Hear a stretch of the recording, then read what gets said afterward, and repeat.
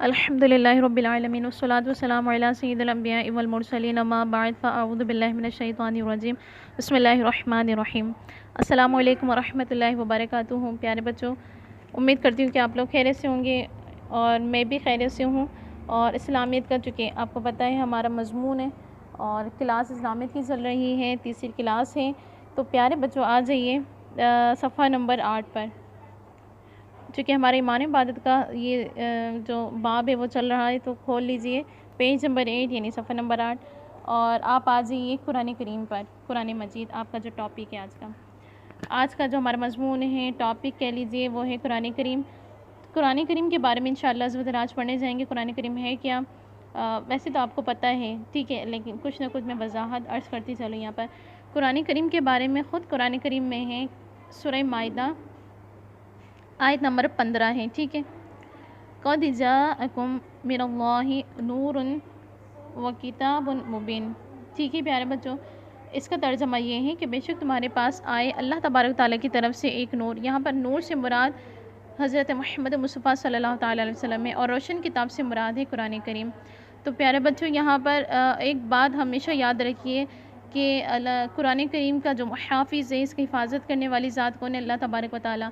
اور قرآن کریم کے بارے میں آتا ہے کہ قرآن کریم ایک ایسی کتاب ہے کہ اللہ تبارک و تعالیٰ نے اس کو پہاڑوں پر نازل کرنا چاہا، تو اس نے عرض کی، یعنی پہاڑوں نے کہا کہ میرے مالک، اگر تو قرآن کریم کو ہمارے اوپر کیا کرے گا؟ نازل فرما دے گا، قرآن کریم کو ہمارے پہاڑوں کے اوپر اتار دے گا، تو اس کی دہشت کو، اس کی جلالت کو ہم برداشت نہیں کر پائیں گے اور ہم ریزہ ریزہ ہو جائیں گے، ٹھیک ہے پیارے بچوں۔ یعنی اتنی ہیبت قرآن کریم کی اپنے اندر موجود ہے، اللہ تبارک و تعالیٰ نے اس کے اندر اتنی جلالت رکھی ہے۔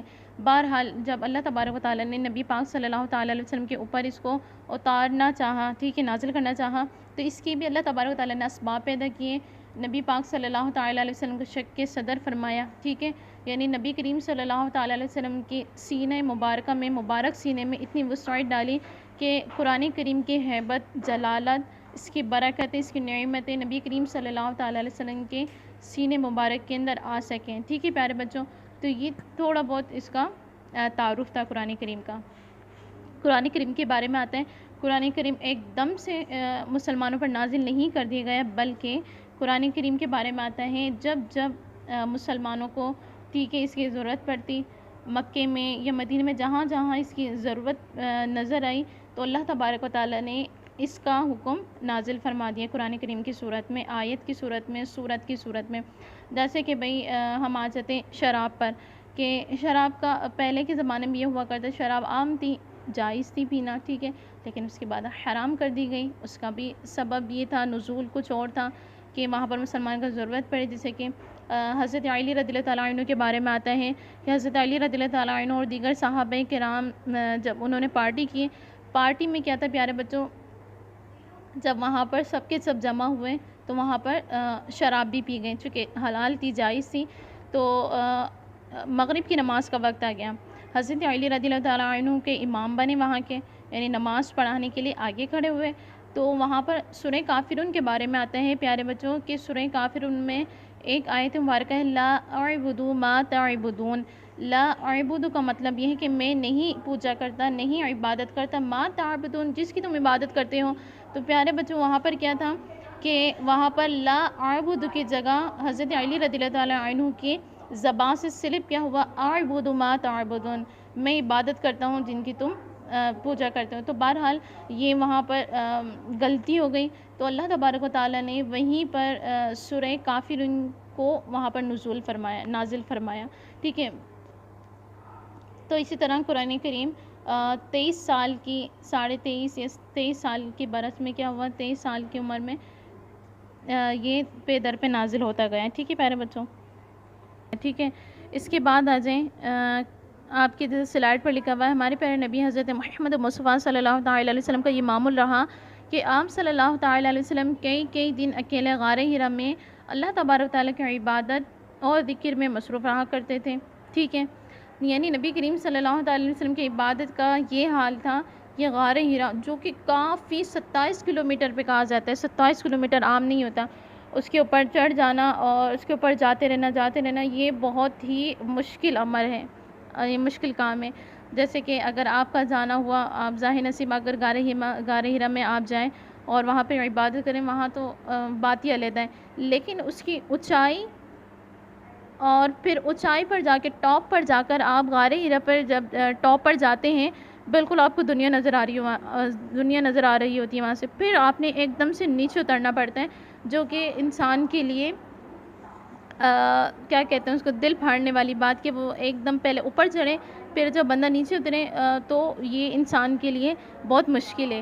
بہرحال پھر وہ نیچے جب اترتا ہے اور پھر جو دو پہاڑ ہیں وہاں پر دو پتھر ملے ہوئے، پھر اس کی آپ کو دراڑ کے اندر سے جانا پڑتا ہے۔ تو پیارے بچوں، نبی پاک صلی اللہ تعالیٰ علیہ وسلم نے اپنے اوپر اتنا بوجھ لے کے، نبی کریم صلی اللہ تعالیٰ علیہ وسلم نے امت کی خاطر، جیسے کہ آتا ہے نا کہ نبی کریم صلی اللہ تعالیٰ علیہ وسلم جیسے پیدا ہوا ہے، امتی امتی، ٹھیک ہے، یہ نعرہ لگا رہے تھے، نبی کریم صلی اللہ تعالیٰ علیہ وسلم فرما رہے تھے کہ میرے مالک میری امت کو بخش دیں، کہاں بچے اور کہاں امت، ٹھیک ہے۔ تو نبی کریم صلی اللہ تعالیٰ علیہ وسلم جب عبادت کیا کرتے تو وہاں کہاں پر غار ہرا میں جایا کرتے تھے، اور وہاں پر مصروف عمل رہا کرتے تھے قرآن کریم کی تلاوت میں، وہیں پر اکثر قرآن کریم نازل ہوا کرتا تھا۔ بہرحال اسی طرح آگے آ جائیے پیارے بچوں، خاص طور پہ رمضان شریف کا پورا مہینہ آپ صلی اللہ تعالیٰ علیہ وسلم غار ہرا میں اکیلے اللہ تبارک تعالیٰ کی عبادت کرتے ہوئے گزارتے۔ پہلے کے زمانے میں یہ ہوا کرتے تھے پیارے بچوں کہ کوئی رکشہ نہیں تھا، ٹھیک ہے، کوئی موٹر بائک نہیں تھی، کوئی ہوائی جہاز، ایسا کوئی کچھ نہیں تھا، لوگ پیدل چلا کرتے تھے۔ تو اگر آپ کا دیکھنا ہوا تو مکہ سے غار ہرا بہت کلومیٹر کے فاصلے پر ہے، اور پھر اونچائی کے اوپر چڑھنا یہ تو پھر علیحدہ بات ہے۔ لیکن نبی کریم صلی اللہ تعالیٰ علیہ وسلم اعتکاف کے طور پر پورے رمضان کا جو کھانا پینا ہوتا وہ مشکیزہ ہوا کرتا، تو اپنے ساتھ لیا کرتے تھے، اور غار ہرا میں آپ عبادت کیا کرتے تھے پیارے بچوں، ٹھیک ہے۔ تو یہ نبی کریم صلی اللہ تعالیٰ علیہ وسلم کا معمول رہا رمضان المبارک میں کہ ایک مہینے آپ نے عبادت کرنی ہے وہاں پر، ٹھیک ہے پیارے بچوں۔ آگے آ جاتے ہیں، غار ہرا میں 27 رمضان کی رات ہمارے پیارے نبی حضرت محمد مصطفیٰ صلی اللہ تعالیٰ علیہ وسلم اللہ تبارک تعالیٰ کی عبادت کر رہے تھے کہ جبریل علیہ السلام پہلی وحی لے کر حاضر ہوئے، ٹھیک ہے۔ پہلی وحی کب آئی؟ 27 رمضان تھا، اور نبی کریم صلی اللہ تعالیٰ علیہ وسلم اس وقت عبادت میں مشغول تھے، ٹھیک ہے۔ جب جبریل امین علیہ السلام آئے تو اللہ تبارک تعالیٰ کی طرف سے یہ حکم نازل ہوا کہ سورہ اقرا، یعنی سورہ اقرا کی جو شروع کی آیت مبارکہ ہیں وہ نازل کرنی ہے، ٹھیک ہے۔ تو جب شروع کی آیت مبارکہ لے کر آئے تو حضرت جبریل علیہ السلام نے حضرت محمد مصطفیٰ صلی اللہ تعالیٰ علیہ وسلم کو زور سے دبایا اور عرض کیا کہ پڑھیے، اقرا کا لفظ خود قرآن کریم میں کہ پڑھیے۔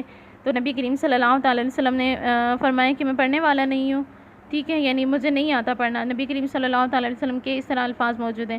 بہرحال پھر آپ سے کہا گیا ہے کہ آپ پڑھیے، اس طرح تیسری بار آپ صلی اللہ تعالیٰ علیہ وسلم نے جب کہا گیا ہے تو وہ آپ نے پڑھی، اس طرح ابتدائی آیت۔ اور پیارے بچوں، میں وحی کے بارے میں بتا دیتی ہوں آپ کو، وحی ایک آسان اور معمولی چیز نہیں تھی۔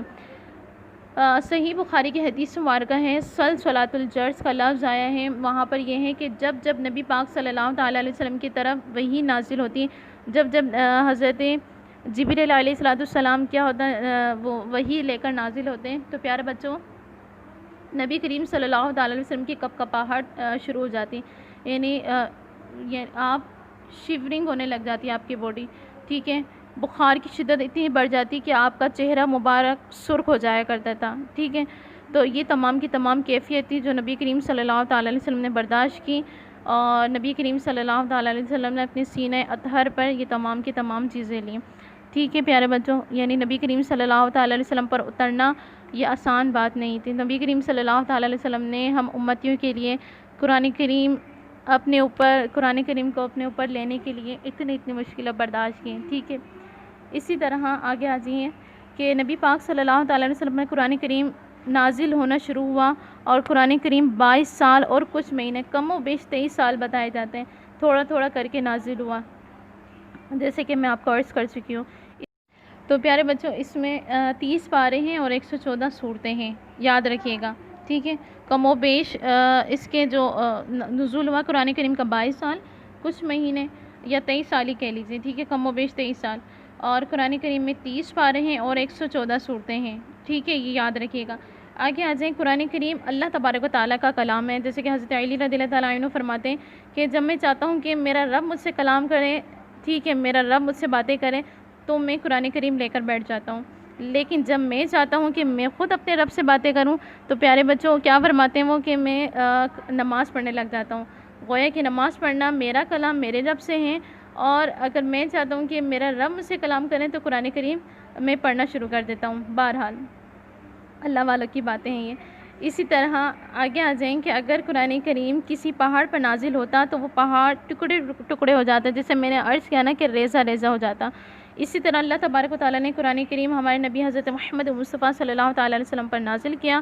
قرآن پاک ہمارے نبی حضرت محمد مصطفیٰ صلی اللہ تعالیٰ علیہ وسلم کا سب سے بڑا معجزہ ہے۔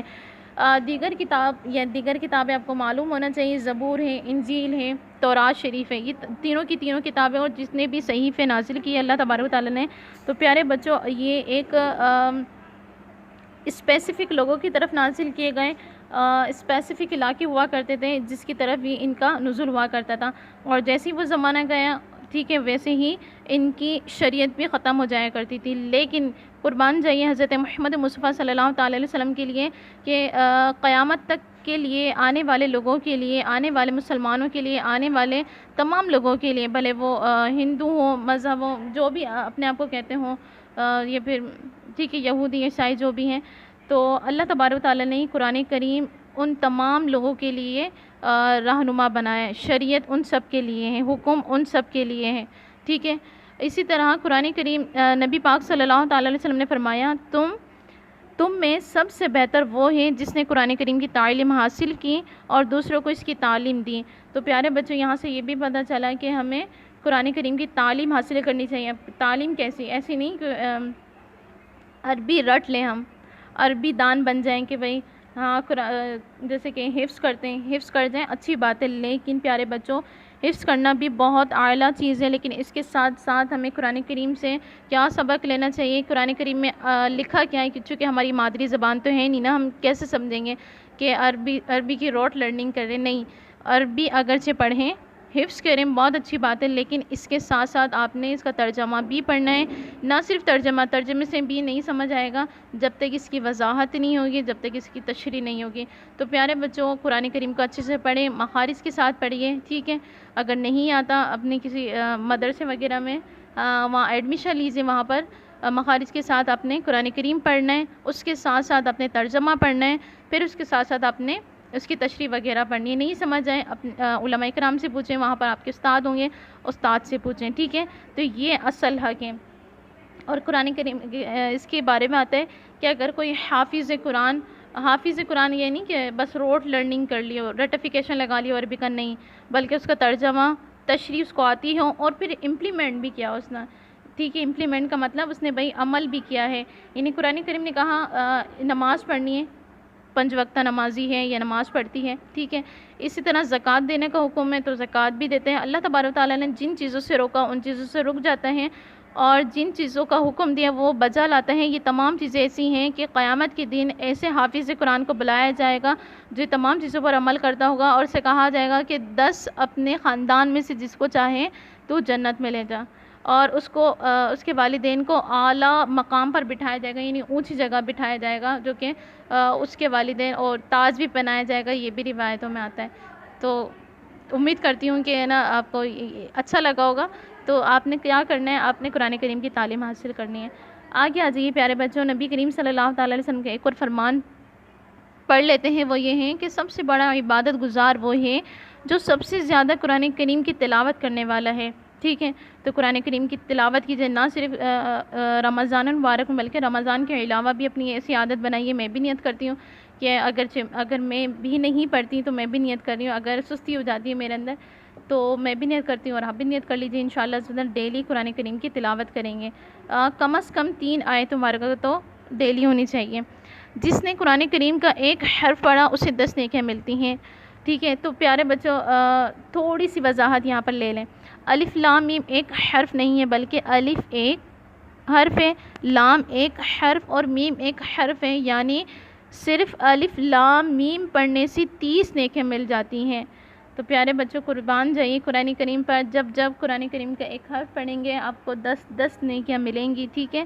اور قرآن کریم کو پڑھنے کو تلاوت قرآن کہا جاتا ہے، یہ تو سب کو معلوم ہے، ٹھیک ہے۔ قرآن کریم کو جو پڑھتے ہیں تو ہم کوئی اور لفظ استعمال نہیں کرتے بلکہ اس کا تلاوت کا، قرآن کریم کی تلاوت کی جاتی ہے۔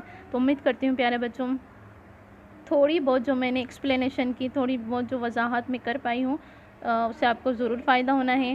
اور انشاءاللہ میں بھی نیت کرتی ہوں قرآن کریم کو آداب اور اس کے جو بھی اس کے آداب ہیں انشاءاللہ عز و جل اس کو بجا لانے کی کوشش کریں گے، اس پر عمل کرنے کی کوشش کریں گے، اور آپ بھی نیت کر لیجیے، ٹھیک ہے۔ اور پیارے بچوں اس کے ساتھ ساتھ اسائنمنٹ آپ نے لینا ہے۔ اسائنمنٹ میں جو بھی آپ کو نہیں سمجھ آتا اسکول آئیے اور اسکول آ کے ہم سے رابطہ کیجیے، انشاءاللہ عز و جل ہم آپ کے مددگار ثابت ہوں گے۔ السلام علیکم ورحمۃ اللہ وبرکاتہ۔